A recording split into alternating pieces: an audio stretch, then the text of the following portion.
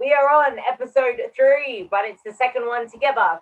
And we're going to pretty much feed off the last thing we were speaking about, which is the fact that we do not live in a vacuum. We cannot just separate our physical results from our mental or our physiological. And the biggest theme that I've been speaking on pretty much every single time that I talk is that a healthy body is a responsive body, but not just a healthy body, a healthy mind. If you're not keeping in line with your mindset and knowing where your head is at, there is a high chance that you are gonna have moments of weakness that your emotions override your logic. Yeah. And this is where, like, you need to realize it's okay to have emotions and you're human. We need to put the humanity back into the process because social media is just pixels on a screen. The idea of where we want to be is just that it's an idea. You're not putting any actual context to it or emotions, and there are always emotions involved. When it comes to food, there is always emotions involved in food. If you fail a lift at the gym, if you're walking in a session and you feel weaker than usual, if you fail one of your warm ups and it's not even going to your working sets yet, like that is something that is emotional. It is something that is gonna hit hard. So it is important that you zoom out, take a full view on what's in front of you and why things are the way they are. So Phoenix had a moment this week where there was a lot going on in her household. There was a lot going on personally. And she was wondering why the hell she wasn't feeling motivated to get to the gym. And not only that, she has an identity, she has a purpose, she has a reason to show up. So she still showed up. But it was a piss poor performance, but she still showed up. There is never such thing as a bad workout, but it can still get to you. Once again, putting emotion into it. So I'm going to let Phoenix take the screen and talk about that. Yeah, okay. So it was actually last week. So last week had a lot going on. It was my dad died 3 years ago. So it was his anniversary. And my mum currently isn't well, like seriously isn't well. So, that's enough for one person. That is enough for one person. And obviously there's other stuff going on around, had some big decisions to make last week around work, I've handed in my notice to my current job. So there was lots and lots of things going on.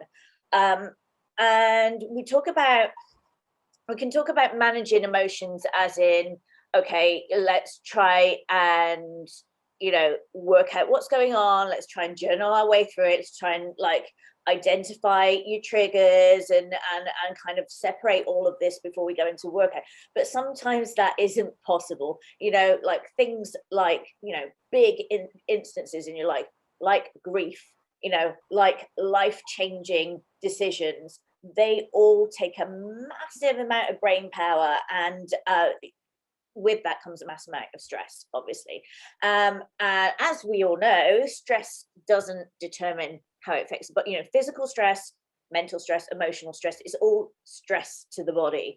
So if you're not taking account of all the other things that you've got going on, and then you walk into your session and you're then trying to put another load of stress into your bucket where you just are full up to the top and you cannot cope, it's not going to go very well. Your body's not going to respond very well. One, because you don't have the neural drive, because your emotions are all over the place. It's going to be hard to get that focus because you have got important stuff, like big stuff that matters a lot more than training sometimes going on, that is demanding your attentional focus and your capability. So sometimes you just have to allow for these things. Go in, do your workout, whatever you can do. If you can't do it, fine. It's not the end of the day, it's one session. And address those things outside. So whether you have you need someone to talk to, it's really important. So you need an emotional outlet. But the other things that I find really useful, and something that I just bought a new journal actually, find really helpful, is journaling. For me, journaling, that's my way of processing things. Some people like to process creatively. So you might be someone who paints, or you might like to dance, and you might have some kind of creative expression for the way you feel. I like to write because it helps me process stuff. Oh, there you go. She likes to color. I've got a coloring book as well, actually, and I do have those creative outlets. Like, I was a dancer for a long time. I did art to sort of A level in school, so I have those creative outlets. But there is something in me that means that I need to write to be able to work through my emotions of what's going on, and not put so much pressure on myself, because I think when it's up here, it can go round and round and round, and you have the same thought loop or the same thought patterns, and they process in a loop, so you don't ever come to a solution. The way that we find solutions is by taking it out of the emotional brain, putting it down, rationalizing that with, okay, you might have had what you call a bad session. I mean, it wasn't a bad session for me. I still hit my numbers. It just wasn't as confident a squat as I wanted it to be. So why did that happen? Was it something technical? So first of all, I worked through all the good stuff that happened in that session. Yes, I hit my squats. I didn't get the reps that I wanted to get out at that number, but I still got the number, and I managed to do 2 singles instead of a double. So for all intents and purposes, it's the same volume. So I worked through all the good things. It's just that you are harder on you. Sorry? It's just that you are harder on yourself. You're harder on yourself. You are harder on yourself. Absolutely, yeah. And so coming out that session going, well, I didn't get a double. I didn't do, it wasn't as fast as I wanted into the hole. I struggled to get out the hole, but I still did it. I still did it, and it was still decent numbers. So having that perspective going, oh, okay, I have got this. I just had another load of stuff going on at the time, which, that's life. Life happens sometimes. But being able to work through it outside of that session, going, actually, right, technically, what was going on? In terms of my conditioning, my strength, my power, was that all there? Yes, it was. What was missing? What was my confidence? Why was my confidence rocked? Because I've got X, Y, and Z going on, because I'm, worried about my mum, because I'm being reminded of losing my dad and the fact that I don't have his support, and I'm feeling, those are big things. So journaling allows me to get that stuff out of my head, so that I'm not going into my next session going, oh God, I'm shit at squats. Actually, last week I tried to do this, I couldn't do it. That means this week I'm not going to do it. Because if I carried that with me, it would go on and on and on. And getting it out allowed me to then sit there, and then through the week I went and watched a load of squat videos of myself squatting. I was looking at my technique, I was looking at my confidence, my approach to the bar, all of those things. And actually, when I went in this week, it was no problem. And actually it felt a lot easier. So it's being able to be self-aware of what's going on around you, what's affecting you, being able to get yourself to a point where you're wanting to process that, but also needing to process that, rather than kind of going, oh, poor me, or I'm shit, or falling into that victim mentality. You've got to push yourself forward. You've got to try and master these hurdles and get over them, because there's always going to be another one. And then actually doing the work. And I think sometimes that's the hardest part, because we have busy days, there's always something going on, we're tired, we get to the end of the day and go, oh, do you know what, I don't want to spend an hour journaling about how I failed in my squat session, but it's really important. So that's my way of processing it. So there's actually, I said I wasn't going to get too scientific, so I actually think that science to it as well will be more of a, I actually need to get on top of my shit. But the way the brain works is, it's like everything's initiated here in your upper brain, because it learns from repetition, but it's not just the good repetitions, it's the bad ones as well. And you learn from your errors. So in making those slip ups, realizing that it's okay to slip ups, and learn from the kid moving forward. Now, when there was a study where they had pretty much, they do use mice and rats for a lot of studies. In this case, it's put towards humans, because they've seen humans work in the same way, but they they actually did this with something called the Mario effect, where when they were trying to learn coding for Mario Kart, they were given either two messages when they were on coding. Oops, you've lost 5 points, or sorry, try again. And by saying you lost 5 points, by having that negative reminder that you just did something wrong, it actually led to less of a success rate from the humans. This is the human study I'm talking about first. From the humans actually getting success in coding for Mario Kart. But those that said, sorry, try again, that's learning from error, and that's picking up on those errors to move forward. So not having that negative connotation and putting yourself down, berating yourself is the key to freedom from getting stuck in this loop that she was talking about with that whole loop. So you need to not put yourself down for everything, because you will not have a high success rate versus if you actually say, I need to try again. It was an error. Why was it an error? Try again. But you learn from that error. You're not going to do the same stupid code because you just got spat out. It's an error. Try again. Now, the mouse study that they saw this in was when they had a rat and a mouse in a little container thing, and they had to like push each other out and see. Now, the mouse that won and then had a higher chance of winning all the other ones, even if it was going to be weaker than the other mice. So by having that, like, that's like she said, having the chain of success, again, by having the chain of success from, like, anything you tell yourself is something that's going to repeat itself. Anything you do is going to repeat. Anything you believe and say to yourself is going to repeat itself. And like she said, you need to put it into action. So if you're going to tell yourself, no, I can't do this, that's going to repeat itself into every other battle you fight. See, as an analogy for battles with your mind. You win the first battle with your mind. Instead of two mice, it's you against you. You win the first battle against yourself. You're more likely to win the next battle against yourself. And that is when you actually win, because you create a streak of winning. Just I read in one of my daily Stoic readings, you want to create and keep repeating that. And then all you need to focus on is not breaking that chain. And therefore you create her identity. Her identity is, I'm still showing up, I'm still putting in the work. She could have walked away, but she didn't. She's already got that habit chain. And one thing else to point on that is, okay, so I color in. She writes.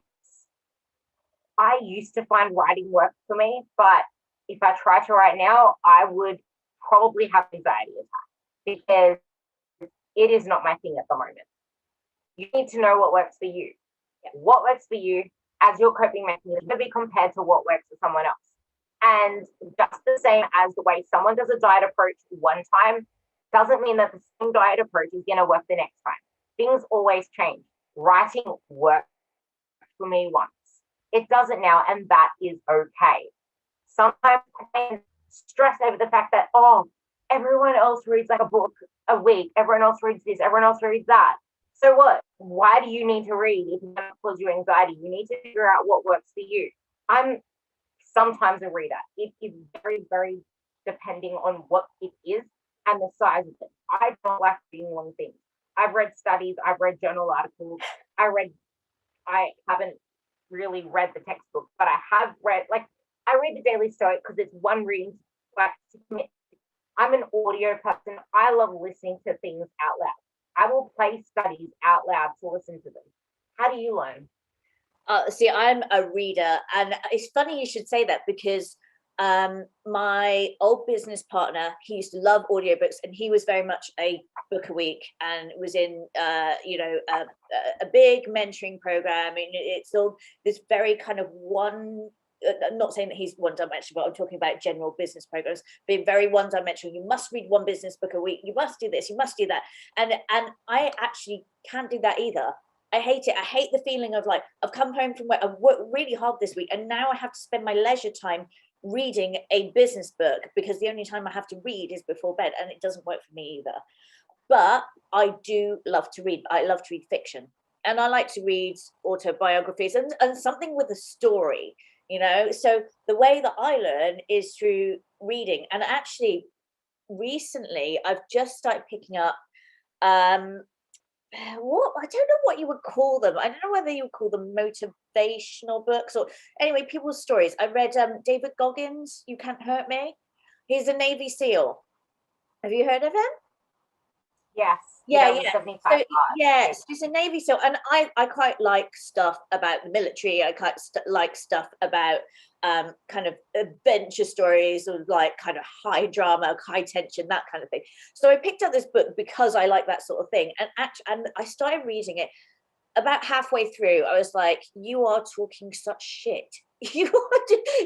What you're talking is not, because he was trying to give advice based on his experience to everyone. I was like, you are unique. There are not very many people like you in the world. And he pushed himself so hard in his training that he was literally, at one point he had his wife bring him home from he was doing these ultra marathons and putting himself through all sorts of torture to get himself through Hell Week, and then to qualify and then be the best out of those people and the best out of those people. And it was this never-ending cycle of, I must punish myself more to prove that I am harder than anyone else in the world. Anyway, so he started doing ultra running, and he pushed himself so hard that he was in kidney failure at the end of this run. And his wife is in the emergency services. He told her to take her home.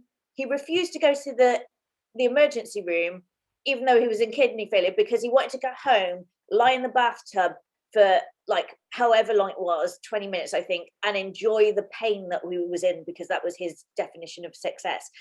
Anyway, so at this point, he cuts from the story to a piece of advice saying, actually, if you want to be better, if you want to, get out of your victim mentality, if you've been bullied, if you've been through hardship, if you've been through all these things, the best way to do it is to push yourself harder so that you really experience pain and you enjoy pain and you know what it's like. So therefore, the pain that you felt before wasn't as traumatic as this is now. And I'm like, what? You can't generalize like that. Yeah, crazy. As the book goes on, it gets better. I was furious at this point, as a psychologist, and I'm going, this is not right. Just because you were abused as a child and, you went through this doesn't mean that you should carry on abusing yourself. Actually, there's a problem there and it's huge. You need to find something, to kind of nurture yourself and ask you, like, why do I feel like I need to torture myself? I'm like, this is so wrong. Anyway, later on, I want to relate that one part, just that one part for people out there. See how she said that he was like abused as a child, so now he's finding the need to abuse himself through physical, like he's physically abusing himself. He's taking that childhood abuse into his current state, but he's putting it upon himself. I had a conversation in my emotional eating podcast. If you want to go to the podcast that I put up about that, which is also in this mini and mighty thing, where she was like, my client mentioned that she was abused in a past relationship. So she took that abuse and put it into the form of orthorexia and abusing herself through training her ass to the ground. And ever since, she's had a very negative relationship with food, exercise. It's taken almost a year to get to the place where she is now to actually move forward. She's realized she can't do it. She's taking those many steps. So as Phoenix is going to continue on with explaining out the story, you need to put everything into the context of what you're willing to sacrifice and your definition of success. Because it's the life to live. Because by the sounds of it, he was having a very fulfilled life at home. He wasn't having all these elements of fun because there was no fun in his life. Fun to him was torture upon himself. And this is exactly where my client now is getting into the fish tank stuff. She's putting more fun into her day because she never had that fun. Her form of fun was punishing herself through training. This is where people go down the eating disorder route in both the binge eating and the anorexic tendencies. So continue on.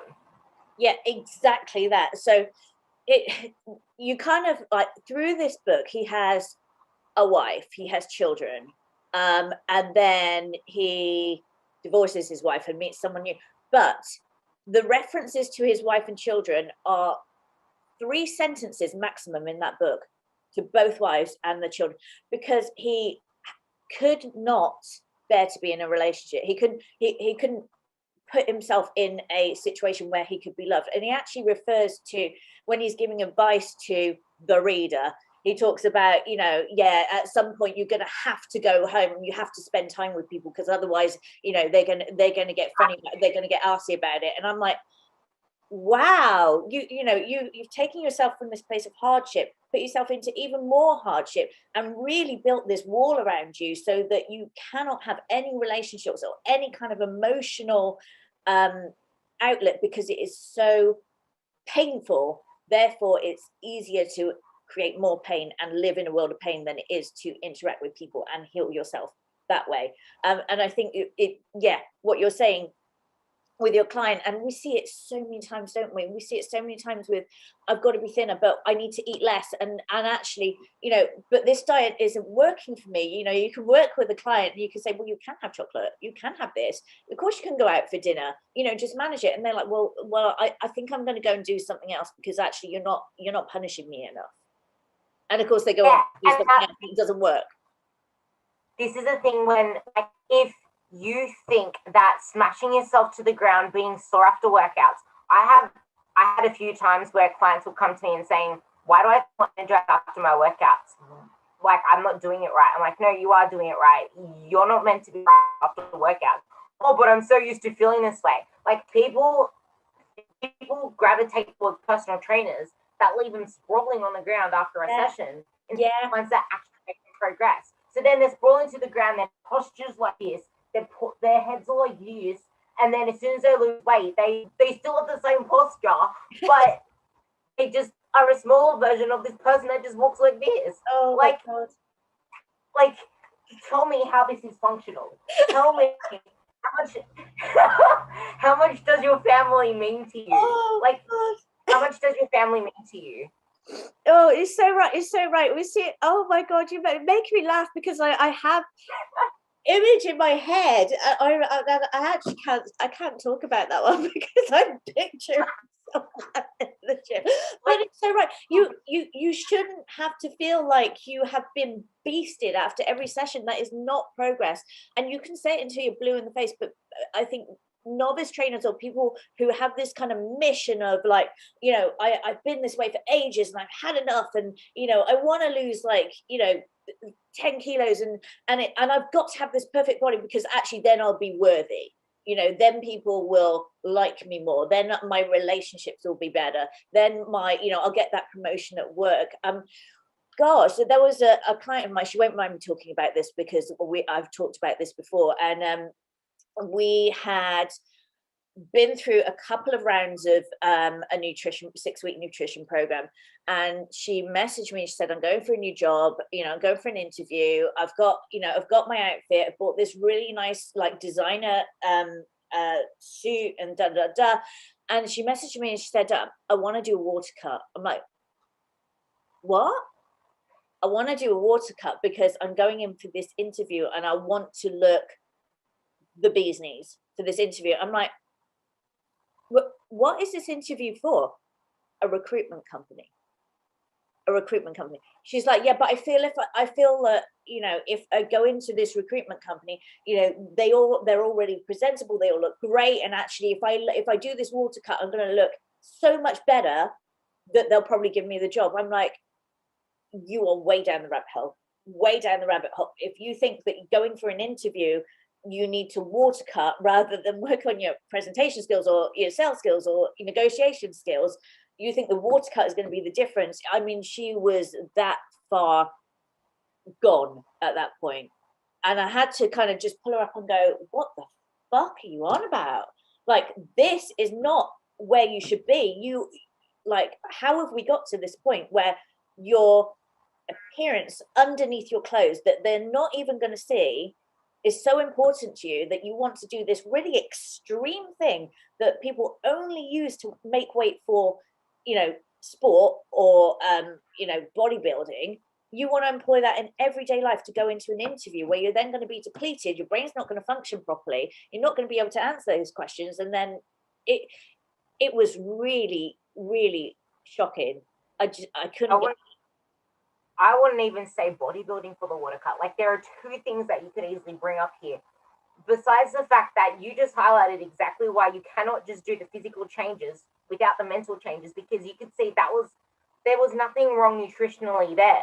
That is all mental. Like, if you know how physical, like how water cuts work, I could cut 5 kilos overnight for a powerlifting comp, but I would be back those 5 kilos the next day because I just depleted myself. Yeah. But because I also depleted salt, electrolytes, and blah, blah, blah, I will be back to the same weight, but not as functional as I was then. Unless you know the nuances of performance nutrition and you can actually accommodate for that stuff. But going at it alone, and if it's not actually for a performance sport, chances are you're not going to be sipping down some Vitago or Gatorade or any glycogen solution. Like, there is so much mental to everything that you do. Like, biology people resort to like gastric bypass and the gastric sleeve and come back worse because they didn't change their lifestyle to go with it. If you put those surgeries up, it is shrinking your stomach size. But the thing is, if you're pretty much like, actually, I know this because I know 2 people getting it. You actually have to do a diet with optimise some bullshit, or you have to do like a diet where you're eating like tiny portions. If you're doing like optifast in these tiny portions and it's hell to get to there, but at the same time you're losing all of this weight, you're at least showing yourself that it is capable. Like, you are capable of it, and you know you can see what the issue is if you're portioning. But if that's hard for you and not what your usual lifestyle is, how are you meant to maintain that after the gastric bypass, after whatever surgery it is that you get? Like, you can't do anything without bringing the mental with you. But you tell me, how important is your environment, and not just physical environment, but what you look at on your phone and your screen? How important is that to actually even making a shift or change in your mindset? Environment is everything, and it starts with this internal environment. I mean, so okay, we've got 2 environments, haven't we? We've got internal, which is self-talk, which is our kind of hygiene procedures, which we are going to do another thing on. Hygiene as in like a routine around sleep, around recovery, around relaxation, like de-stressing. So you've got hygiene procedures which all feed into your internal environment, your emotional stability, and your state of mind, your ability to focus and move forward with stuff. And then you've got your external environment. So that could be, your social circles. Are your social circles beneficial to you, or are you hanging out with people that like to go out on the weekend and party and do drinking and drugs all the time? And actually, is that beneficial to you? No, probably need to move on to a different social circle. Is your vocational circle beneficial to you? Are you in a job that you like? Are you in a company that you feel is going to progress you? Are you in a place where you feel like you're not achieving things? So all of these things are going to feed into your confidence in your relationship, your personal relationships at home, with your partner. Does your partner support you? Does your partner build you up? Environment is everything. What you're being fed into your brain daily, like people that you care about, people that you give value to, what are they saying to you? Because that is going to define your image, your self-talk, the way that you respond to others, your ability to go forth and be, successful in whatever you might be doing at the time. All of that feeds in. So environment is everything, but there are lots of different types of environment that we need to address. Your perspective is so important as well. Like, your environment shapes your perspective just as much your perspective shapes your environment. So I think for our next one, because we're going to be trying all of these to the 30-minute mark, our next one is going to touch a lot on hygiene in terms of routine, structure, we're gonna eventually be talking about Phoenix's story and how that's impacted her, how she came out of that. So I feel like a lot of people can relate to that, as well as pretty much just touching on anything that links our external to our internal, because our cues are everything. And what she just mentioned there about getting told this from this place and then this from this place, that again, just like the Mario Kart thing that I was talking about, you've lost 5 points, you've lost 5 points. Oh, I'm good enough. I'm not made for this. I'm not worthy. And it comes down to that sort of thing. So yeah, I think we will end this here, and we will leave any links in the description below that can help. And also our social stuff will be down there. And we will see you in the next one. Yay! Thanks for watching.